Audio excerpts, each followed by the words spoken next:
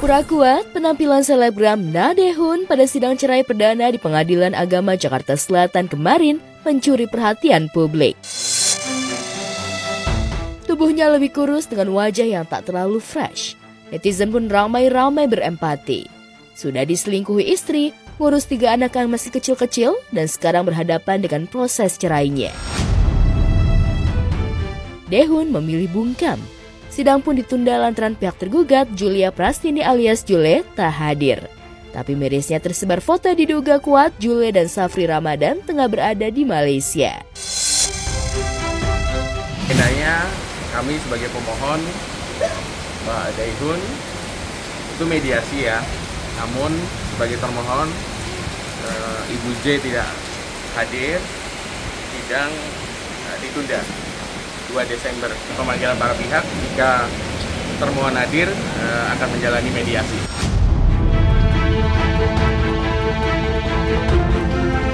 Meski mediasi masih akan dilakukan, tapi Dae-hoon sepertinya ogah kembali bersama Jule pasca dugaan perselingkuhan Jule terbongkar. Lewat pengacaranya, Dae-hoon mengaku bahwa pertemuan dengan Jule hanya dilakukan 1 kali, sekedar memastikan gugat cerai yang ia layangkan.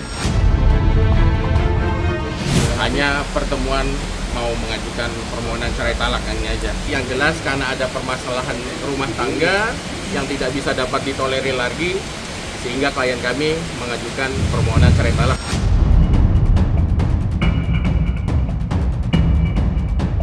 Menikah pada 2021 dan jadi pasangan muda yang banyak digandrungi, ternyata berujung jadi badai yang paling mengguncang.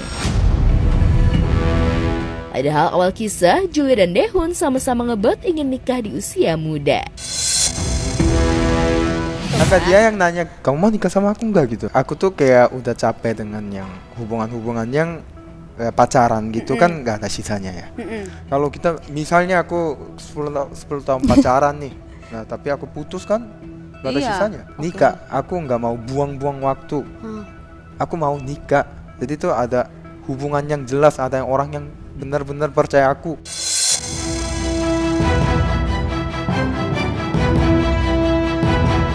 Fokus Dae-hoon sepertinya harus bergeser, bukan lagi tentang keluarga yang telah runtuh, tapi tentang anak-anaknya. Pria asal Korea Selatan ini yang berharap agar anak-anak tetap tumbuh meski keluarga tak lagi utuh. Lantas, bagaimana hari-hari tanpa Jule? Dae-hoon menjalankan peran ganda untuk anak-anak. Adakah rasa bersalah yang ia rasakan ketika mengurus dan mendidik anak-anaknya itu?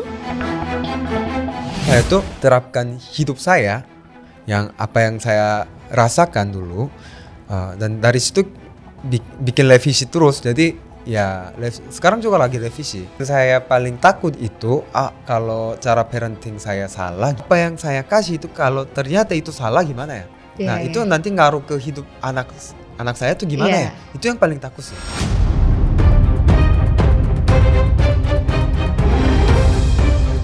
Berupaya jadi sosok ayah dan tak ingin melewati momen yang tak bisa terulang dengan anak-anaknya, Dae-hoon juga punya cara untuk pendekatan dengan anak-anaknya, terutama anak laki-lakinya. Ini seolah kode bahwa anak laki-lakinya harus kuat seperti ayahnya. Makanya kamu harus kuat. Semua orang bakal judge kamu sebelum kenal kamu. Nah kalau gitu kamu harus gimana? Kamu harus lebih kuat, kamu harus lebih benar, kamu harus lebih sopan. Jadi pokoknya kamu harus lebih flawless. Jangan bikin kesalahan. Saya ajarin ke Juno juga sebenarnya kadang bilang, Juno cowok itu harus lebih kuat. Kamu anak pertama. Nah ada ngomong juga, tapi saya nggak larang kayak kamu jangan nangis. Itu enggak sih.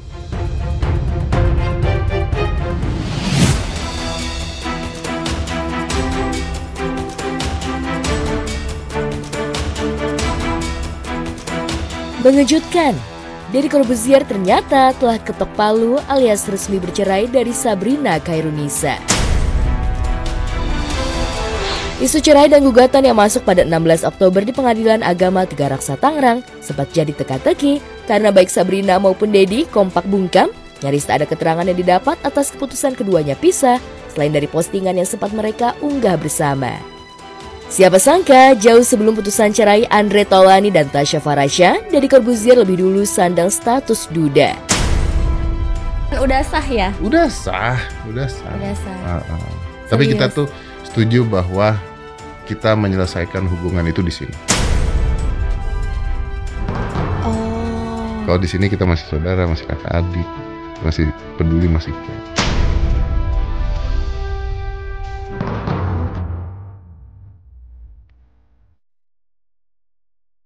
Sesantai itu, Deddy Corbuzier dengan putusan cerainya bikin Ryuka Bunga justru melongo lantaran ia pisah dengan drama dan konflik yang sempat alot. Pengakuannya pada Deddy, janda satu anak ini seperti trauma dengan komitmen atau pernikahan. Perselingkuhan mantan suami sepertinya jadi tamparan keras. Dengan gaya komedinya, Bunga bahkan ogah kalau dijodohkan dengan Daehoon. Kalau dengan Deddy, Udah diserahkan teman-teman. Gimana? Dia pada saat itu ngomong sama gue, ini udah gue kasih ke Ryuka, Ryukanya kayaknya nggak mau deh. Soalnya lu nggak jawab, dia bilang. Jawab, ntar jawab. Mau Kak Sabrina mau. Saya dijodohin sama Daehoon kan ya? Lu sama Daehoon aja, aduh Miri maaf deh gitu. Ganteng, iya bangun tidur asik, ganteng banget nih laki gue. Sini nyebrecetan, mam, aduh enggak deh. Iya bener. Bukan, ini realistis ya, realistis. Iya. Kadang kan orang bilang, kok dihujat anaknya, kok yang dibawa-bawa anaknya, bukan gitu. Tapi kita realistis aja. Bener. Sama udah gak mau komitmen, gak mau nikah lagi. Lu nggak mau nikah? Gak mau. Belum atau enggak ya? Lu nggak mau nikah lagi? Kayaknya enggak deh, Mama. Wow. Kalau gue lu tanya mau nikah lagi apa enggak, gue bisa mengatakan mungkin gue sampai sekarang nggak pernah berpikir untuk nikah lagi juga. setelah berbagi pengalaman dan saling kasih masukan, Bunga dan Deddy malah terlihat punya chemistry. Entah kebetulan atau tidak, memilih melanjutkan hidup sendiri tanpa pendamping lagi, keduanya ternyata punya rencana tinggal di panti jompo. Pandangan Deddy yang sama dengan Bunga boleh jadi merupakan alasan Sabrina jodohkan mantan suaminya itu dengan Bunga dan sempat bikin heboh beberapa waktu lalu. Aku nih sekarang Iya. tuh udah mulai cari panti jompo. Yang ditakutin orang itu kan adalah pasti ketika umur-umur gua. Gitu gua 50 tahun. 50. Oh nanti sendirian. Betul. Nanti mau tua gimana? Betul. Sendirian gimana? Gitu. Goals hidup gua tuh beda. Goals hidup gua tuh adalah gua hidup sehat selama mungkin. Bukan hidup panjang. Ini mungkin orang akan mengatakan kita jadi apa istilahnya egois. Karena akhirnya kan kita akan mencari pasangan yang bisa membahagiakan kita dan membuat kita happy kan. Karena hubungan pasti ada drama gitu. Pasti. Sebaik apapun orangnya mah pasti ada drama. Kalau nggak dia yang buat drama, kita yang buat drama. Betul.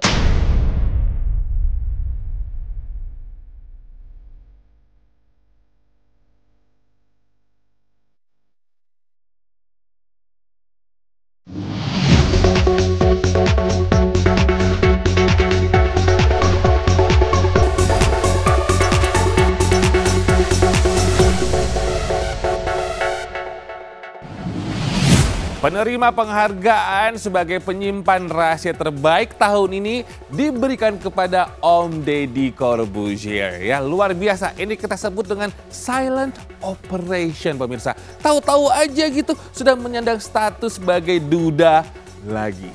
Mungkin saking cerainya baik-baik sama Mbak Sabrina ya, publik tuh sampai nggak tahu loh ternyata mereka itu sudah ketok palu, pemirsa. Ya, netizen langsung nih buru-buru seperti biasa dengan jarinya ngejodohin Om Deddy dengan kali ini Ryuka Bunga. Makin rame soalnya Om Deddy tuh sama Ryuka katanya sih udah janjian. Katanya mereka pengen tinggal bareng di panti jompo nantinya. Tapi pastinya ini perjalanannya panjang kan ya. Namun juga rencana ya nggak sih? Dan termasuk juga jodoh, nggak ada yang tahu kepastiannya. Tapi kita doain yang terbaik buat mereka berdua. Selamat pagi pemirsa, apa kabar? Senang banget Bang Robi kembali akan spill dan juga kasih yang pastinya vitamin G alias gosip kepada Anda semua. Semua cerita selebriti yang paling hot dan juga viral kita kasih kepada Anda hanya di obrolan seputar selebriti. Kita lanjut ya. Nah pemirsa, istri pertama dari Habib Bahar yaitu Mbak Luna Balgois akhirnya buka suara usai curhatan Helwa Bahmit yang viral di sosial media. Langsung aja kita simak berita eksklusifnya berikut ini.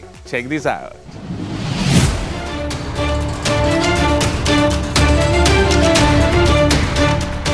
Pemirsa, nama Habib Bahar bin Smith belakangan ini kembali menjadi perbincangan ramai di jagat maya lantaran pengakuan seorang wanita bernama Helwa Bahmid yang mengaku sebagai istri siri dari Habib Bahar. Wanita yang berprofesi sebagai model asal Kalimantan itu mengaku dinikahi Habib Bahar sejak November 2024 lalu.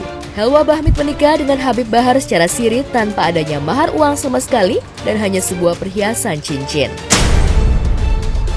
Mau gue up, Habib jalan-jalan bulan madu kemana sama ini perempuan. Terus dia mau bilang Habib mau kan keluarin uang sepeser pun, mau kan ngarepin duit dari perempuannya. Perempuannya yang biayain laki-lakinya.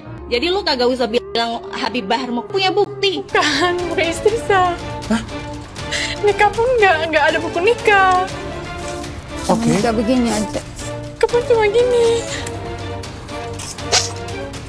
Surat pernyataan yang bertanda tangan di bawah ini, nama beliau dengan semua identitasnya. Dengan ini saya menyatakan bahwa saya telah menikahi seorang wanita bernama Helwa Putri Fauzi, identitasnya, dan saya telah menikah hari Jumat 15 November 2024 pukul 20 WIB di Sentul, diwalikan oleh saudara Muhammad Sultan bin Fauzi Bahmid dengan mahar cincin emas 2 gram berlian dengan berlian yang disaksikan oleh Nggak ada berlian sama sekali. Cincinnya cuma ini doang.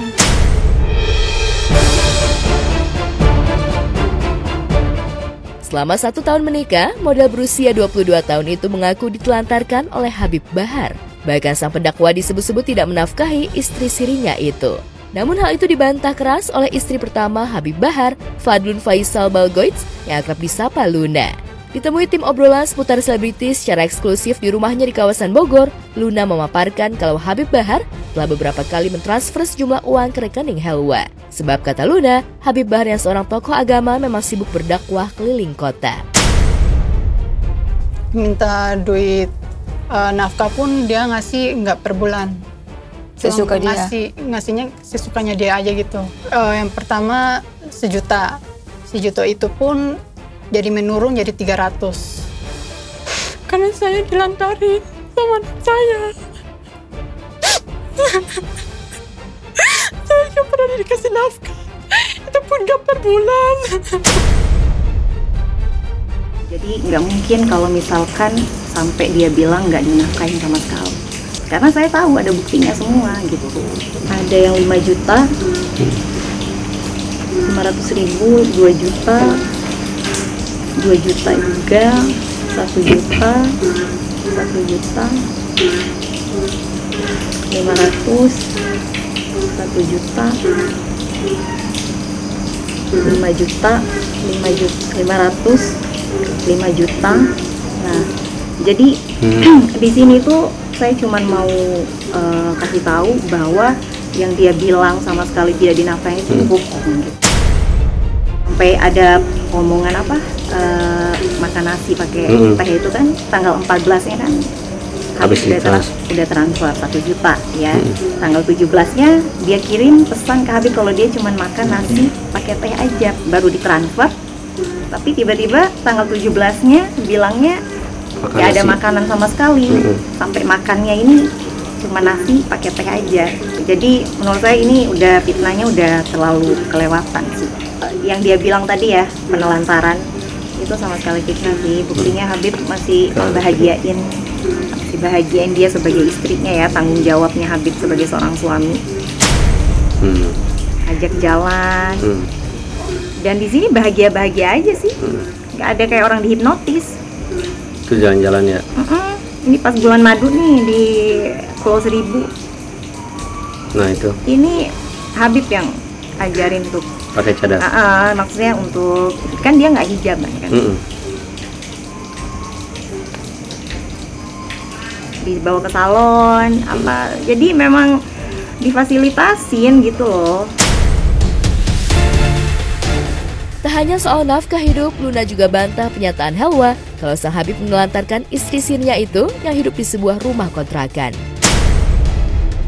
Bahar iming-imingkan mau umrohkan mama saya, mau ke Turki, mau ke Italia, mau ke Bali, semuanya nihil. Mau dikasih mobil, dibeliin rumah, tahu-taunya rumahnya ngontrak. Udah kelewatan sih menurut saya, karena kan Habib pada saat selesai nikah itu Habib langsung posisi nyari rumah untuk dia, walaupun itu memang kontrakan, cuman nanti saya tunjukin juga rumahnya seperti apa gitu. Nah Habib langsung kayak beli semua perlengkapan kebutuhan rumah apa segala macam itu dipenuhin gitu, jadi penelantaran kayaknya nggak ada gitu. Itu di daerah mana kalau boleh tahu? Di Telaga Kahuripan. Oh, dekat dari sini berarti. Sengaja sih Habib carinya yang dekat biar bisa bolak-balik untuk nengokin istrinya kan. Tapi sekarang masih tinggal di situ nggak? Udah enggak. Udah enggak. Kita sih nggak tahu sih, tiba-tiba udah langsung aja rumahnya pada saat Habib nyuruh santri buat antar uang, udah nggak ada. Sementara itu, Luna mengaku telah mengetahui kalau dirinya dipoligami oleh Habib Bahar saat suaminya itu memutuskan menikah lagi dengan Helwa. Luna menyebut kalau suaminya tidak hanya memiliki satu istri. Di luar ribut dan saling jawab antara Helwa dengan Luna, istri pertama Habib, muncul lagi video Habib Bahar yang mengaku haram menikah lagi karena cintanya hanya untuk Luna, istri pertamanya. Bahkan Bahar mengharamkan dirinya menikah lagi selain dengan Fadlun alias Luna. Telah kuharamkan, anak punya hati sudah anak haramkan buat perempuan lain selain Fadlun. Jadi mau anak nikah lagi, itu anak gak cinta. Karena cinta anaknya buat Fadlun udah habis sudah. Mati segala penjelasan. Itu video udah lama nggak perlu dibahas. Kalau dia iya dia, saya akuin. Tapi ada salah ucapan sih maksudnya kan. Tapi memang benar dia nih yang terakhir sebenarnya. Tapi sebelum itu ada. Jadi dia kalau dia bilang Habib nikah lagi pada saat Habib sama dia itu enggak.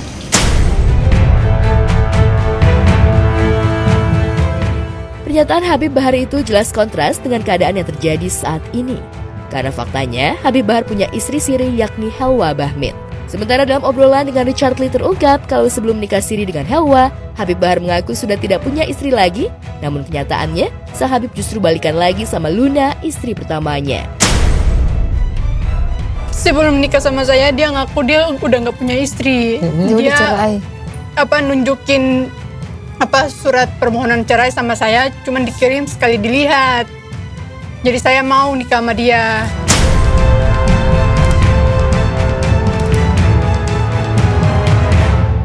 Pada awalnya tidak ada rasa suka di hati Helwa terhadap Habib Bahar, apalagi saat itu usia Helwa masih muda 21 tahun. Bahkan Helwa sempat 3 kali menolak ajakan Bahar Smith untuk menikahinya karena saat itu dia belum dewasa dan belum siap untuk menikah. Itu momen pertama itu. Oh, ini momen pertama? Iya, itu dia ngelamar aku. Tapi dibalik ini pertemuan pertama? Iya. Oh, pertemuan pertamanya langsung kan katanya mau cariin jodoh. Iya, betul. Terus dari situ aku kan aja kaget. Terus kan dia mau berangkat, tiba-tiba dia nggak berangkat. Dia bilang dia ingat-ingat terus sama Helwa. Sejak kamu nikah pertama kali kamu langsung tolak? Iya, aku tolak. Kamu nggak mau? Nggak mau. Aku sampai nangis-nangis ke mama. Aku bilang aku nggak mau nikah sama dia. Kenapa? Ya aku nggak punya perasaan apa-apa sama dia, nggak cinta juga nggak. Oke. Lalu selanjutnya? Selanjutnya tiba-tiba aku kayak orang kebingungan gitu. Lantas, apa tanggapan Habib Bahar terkait ocehan istri sirinya yang berkoar-koar di media sosial? Benarkah pihak Habib Bahar akan membawa kasus ini ke jalur hukum? Mengingat Bahar Smith merasa difitnah dan adanya pembunuhan karakter yang dilakukan oleh Helwa. Pada saat mereka ingin melakukan pelaporan, kita sifatnya menunggu. Kita siap, kita akan melayani, kita juga bisa melakukan upaya hukum terhadap persoalan ini kan. Kita tetap konteksnya taat hukum.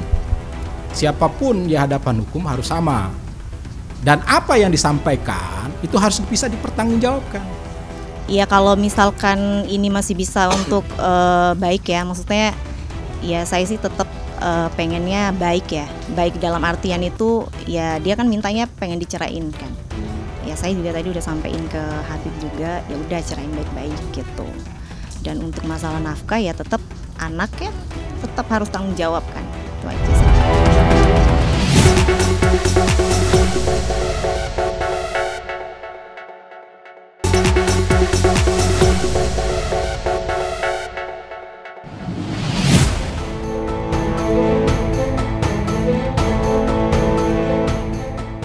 Pemirsa, kepedulian Ruben Onsu terhadap anak-anaknya begitu besar. Ia bahkan ingin berusaha membahagiakan anak-anak serta bundanya bagaimanapun caranya. Itu sebabnya, walau sudah resmi bercerai, Ruben tak lupa memberi nafkah ratusan juga setiap bulan kepada anak-anaknya melalui bundanya. Sayangnya, kebaikan ayah tak diimbangi dengan haknya bertemu dengan anak-anak. Menurut kuasa hukumnya, sudah 2 bulan ini Ruben tak bisa bertemu dengan anak-anaknya. Anak-anak ada kegiatan, ada acara, dipertanyakan, kapan acaranya? Mahfun, tadi Thalia perform, kok nggak ada info? Udah nih. Kan udah dikasih tahu, kapan ngasih taunya? Nggak pernah dikasih tahu. Walaupun kita berikan hak asuh itu kepada ibunya, dia memiliki kewajiban untuk menginformasikan, membicarakan apapun yang berkaitan dengan masalah kepentingan anak. Ini Ruben nanya, dijawab pun tidak. Mana lebih besar situasinya? Debt collector datang yang belum pada waktunya dan cukup dijawab seperti yang saya sampaikan, atau seorang ibu yang melarang anaknya bertemu dengan ayahnya. Sementara ayahnya masih bertanggung jawab untuk seluruh kehidupan keluarga itu. Termasuk uang plastik sampah rumahnya yang nilainya 5,2 juta per bulan. Ruben tambah kesal ketika melihat anak-anaknya dilibatkan untuk kegiatan live di media sosial di malam hari. Dan bukan satu kali saja, Ruben menyaksikan anak-anaknya live bersama Bunda dan Gio, rekan kerja ibundanya. Itu sebabnya Ruben yang diwakili kuasa hukumnya protes dan menganggap kegiatan itu salah satu bentuk eksploitasi anak. Brand-brand yang mengendorse itu coba diperhatikan, karena undang-undang itu juga melarang anak kecil itu dieksploitasi. Apalagi kalau misalnya kemudian live-nya itu di malam hari. Malam hari anak itu harusnya belajar, bukan live. Ini Ruben juga komplain. Inilah ya, susah juga ya. Cuman kan dua-duanya kan, Sarwenda kan juga merasa itu adalah anaknya, Ruben juga merasa anaknya. Saya pikir tinggal dikomunikasikan aja gitu, nggak harus sampai ribut kan gitu. Karena dua-duanya kan itu anaknya mereka gitu. Ya kan. Kecuali ya anaknya dipegang sama orang lain, nggak ada ibunya di situ. Tapi kalau ada ibunya kan ya wajar-wajar aja ya. Gitu. Tak hanya sulit bertemu anak, Ruben disebut tidak lagi diizinkan untuk mengantar maupun menjemput mereka ke dan pulang dari sekolah. Biar meskipun orang tua sudah berpisah, anak tetap merasa dekat dengan ibu, dekat dengan ayah, bukan dekat dengan orang luar yang mau dipaksakan menjadi seolah sebagai pengganti ayah. Ini sangat bahaya. Sementara itu, hingga hari ini Sarwenda Tan masih santai meskipun sejumlah tudingan balik dilontarkan. Ia bahkan memposting video TikTok bersama Jordi Onsu, adik Ruben, sindir soal ada yang mantau. Ngepost diri sendiri itu asik, apalagi ada yang suka mantau, biar tambah berisik. Yang paling penting adalah bagaimana Ruben bisa mendapatkan haknya untuk bertemu dengan anaknya. Ini tidak. Sampai ngemis seorang ayah kepada mantan istrinya untuk bisa menjemput anaknya di rumah dan mengantarkan ke sekolah. Padahal harusnya dia memiliki hak untuk tinggal 2-3 hari dalam 1 minggu. Malah yang diberikan hak untuk mengantar anaknya orang lain. Ayahnya nggak diberi hak. Ini yang Ruben selalu minta haknya.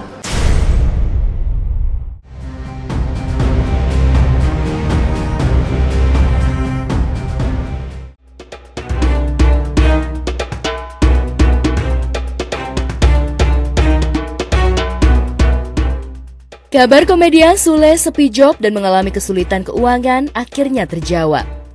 Dalam obrolannya dengan Ivan Gunawan, mantan istri Sule, Natalie Holscher mengungkap jika Sule tidak setiap bulan memberikan nafkah kepada putranya Azam yang diasuh oleh Natalie. Ya udah, yang jelas kan saya sebagai ayah mempunyai kewajiban. Saya udah tidak mau tidak mau ribut lagi lah. Kan kalau netizen, Natalie kan udah dapat bulanan buat apa? Buat Azam. Tapi kan mereka kan nggak tahu yang sebenarnya. Kadang kan bapaknya juga lagi nggak ada, otomatis aku, ya udah aku aja. Kadang gitu. Kalau misalkan aku lagi nggak ada, kalian bawa santai ya. Syaratnya kiriman nafkah bulanan dari Sule untuk sang anak tidak bisa diandalkan lagi oleh Natalie Holscher. Ditambah, bisnis dan tawaran job ikut turun drastis, membuat wanita berusia 32 tahun ini harus putar otak lantaran kondisi keuangannya terpuruk. Satu-satunya solusi yang terbesit dalam pikiran Natalie adalah kembali ke dunia malam menekuni profesi DJ. Fokus utamanya mencari uang untuk putranya. Balik lagi karena itu sih penghasilan juga lah. Ya, gitu. Alasan finansial juga ya. Mungkin permintaan dari aku sendiri sih Kak. Ya. Dan itu berpikir keras juga gitu loh. Kalau kemarin kan sempat ada satu yang sepi job, sementara aku harus sendiri nih Kak. Jadi harus menafkahin anak aku gitu loh. Sama diriku sendiri. Lumayan lah, nama rezeki ya kan. Iyalah, harus gitulah. Guys, kasih gift guys buat santunan para janda sama para duda guys, yuk. Tentu keputusan yang berat bagi janda satu anak ini, lantaran dirinya harus merubah penampilannya menjadi seksi lagi. Sebenarnya manajerku juga haji, statusnya juga. Makanya dia bilang katanya pikirin lagi ke Nat, katanya gitu ya. Udah aku pikirin kok. Ya udah, migas ya bismillah ya. Ya. Pengen berhijab lagi nggak? Pasti, suatu saat pasti akan. Balik lagi nge-DJ, Natalie jadi sasaran hujatan netizen. Tak hanya lepas hijab yang berganti pakaian seksi, bentuk tubuh Natalie yang terlalu gemuk pun jadi sorotan. Oh enggak, dia sendiri, dengan sendirinya. Itu ungkapan aja, itu emosional. Masing-masing orang punya cara mengekspresikan. Natalie berusaha tutup mata dan telinga menghadapi hujatan mengenai penampilan busananya yang berubah. Tapi wanita berdarah Indo-Jerman ini angkat tangan menghadapi nyinyiran bentuk tubuhnya. Natalie melakukan operasi bariatrik atau memotong lambung agar berat badannya turun. Hasilnya bobot tubuh Natalie turun hingga 9 kg. Sebenarnya bariatrik kan karena lihat teman-teman aku juga kan. Sama satu tuh kalau misalnya aku lagi nge-DJ Kak. Ada memang netizen tuh ada aja yang suka bully-bully kan ada. Bisa turunnya sampai berapa? Jadi ideal aku sebenarnya di 50. Sekarang udah berapa? 56. Berarti 6 kilo lagi? Iya. Nge-DJ lagi, Natalie kembali mendapat banyak job dan banjir cuan. Tapi ada konsekuensi yang harus ditanggung, yakni waktu kebersamaannya dengan anak sematawayang jadi jauh berkurang. Ketemu Azam kayak mana? Ketemu Azam paling gitu, aku mintanya flightnya pagi, subuh. Jadi selesai perform tuh misalkan jam 3 atau jam 4. Pulang langsung? Langsung pulang, belum tidur dulu, nganterin anak dulu sekolah. Baru habis dari situ pulang tidur. Dia tahu emaknya DJ? Tahu. Karena dia suka gini, pucu hands up. Ini. Oh iya serius? Ya Allah lucu banyak fitur. Kalau punya pasangan, iya nggak sih? Jadi nggak perlu kerja. Nggak tahu sih Kak, aku belum. Kalau ketemu laki tuh kayak ada trauma-traumanya juga nggak? Ilfil, nggak ngerti kenapa gitu loh, kayak ada aja yang kurang di dia gitu. Pemirsa, tampaknya dilihat-lihat nih, Natalie Holscher tuh makin on fire banget sekarang ya. Karirnya sebagai DJ makin disawer di mana-mana, artinya uangnya pun, cuannya pun makin ngalir ya nggak sih? Plus setelah kemarin kan ya operasi bariatrik, aduh itu makin glowing, makin cantik banget penampilannya. Yang pasti pujian emang datang, tapi juga cercaan dan juga cacian dari netizen ngantri juga pemirsa. Tapi salutnya nih kakak Natalie itu tetap fokus kerja aja, yang pasti cari cuan buat menghidupi dan juga masa depan anak tercintanya ya. Yang penting nih ya kakak Natalie, please jangan sampai kebablasan dan tetap ada batasnya ya. Jaga dirimu dan jaga image. Itu pesan dari Bang Robi, oke? Coming up next, pemirsa, ada kabar dari Tyas Mirasih dan juga kabar terbaru dari El Rumi dengan rencana pernikahannya bersama dengan Syifa Haju. Selengkapnya after the break. Stay tune terus bersama kami di obrolan seputar selebriti.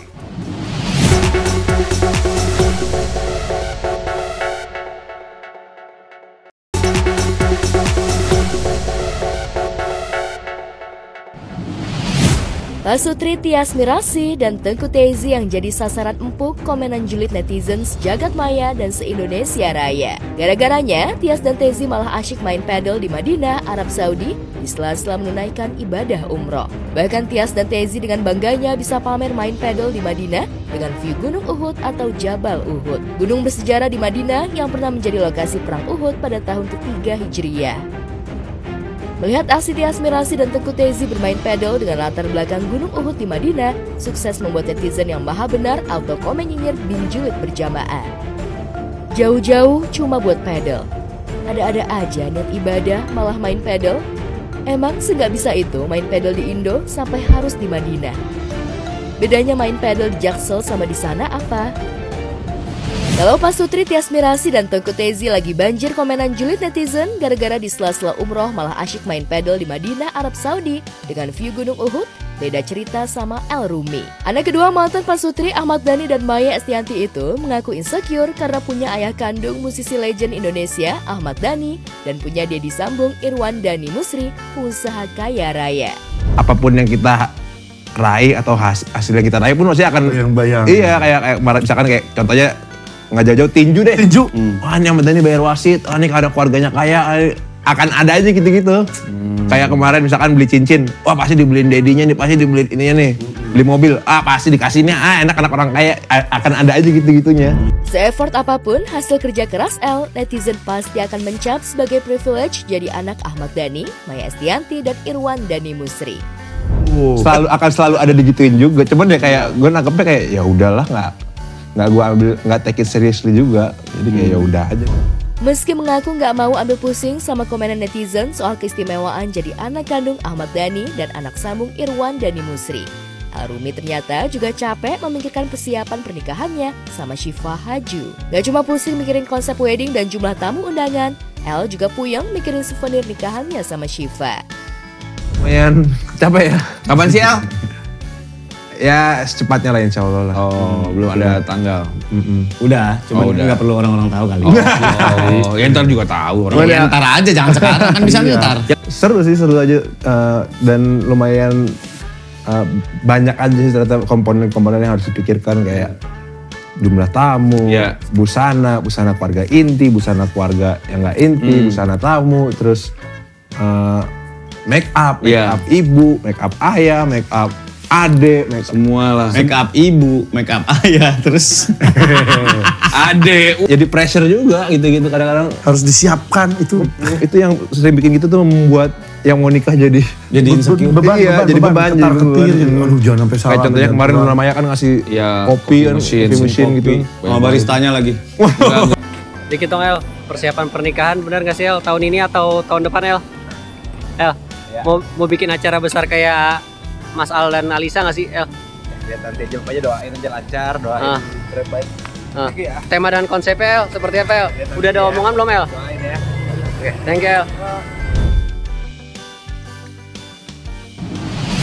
Pemirsa, ini sih kayaknya hal yang biasa ya, menjelang sebuah pernikahan tuh cobaan ada aja gitu yang datang, ya nggak sih? Dan ternyata nggak cuma kita doang nih orang biasa, artis besar juga terjadi loh. El Rumi sama Syifa Haju beneran nih, cobaannya ada aja gitu. Tapi salut banget buat mereka berdua menghadapi segala isu miring yang datang ini dengan sangat bijaksana.